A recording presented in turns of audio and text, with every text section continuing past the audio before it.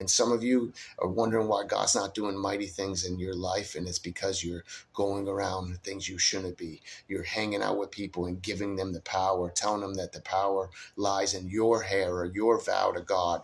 You know, in the scariest verses, it says, once he finally gave in to Delilah every night, that's how the devil is. He just kept pressing on him. Where's the secret to your power? And he told her many false things. He said, if you tie me up with fresh cords, she did that. You would have think if someone shows you their colors, trust them to be a snake. If a person shows you they're a snake, trust them that they are a snake, you know, and trust a rat to be a rat and trust a real person to be a real person.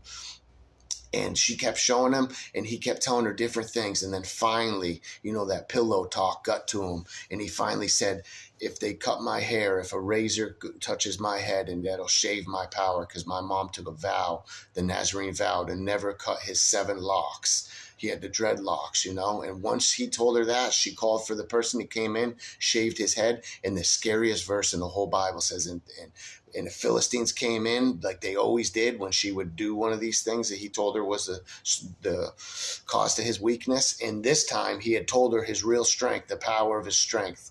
And they shaved his head. And when they came in, it says Samson arose and he tried to fight it off. But this time he didn't even know that the Spirit of the Lord had withdrew from him. And that's the scariest verse you can ever hear, is to do something long enough and keep doing it and doing it when God has given you chance after chance after chance, until you hear one day that the Spirit of the Lord has departed from you and now you don't have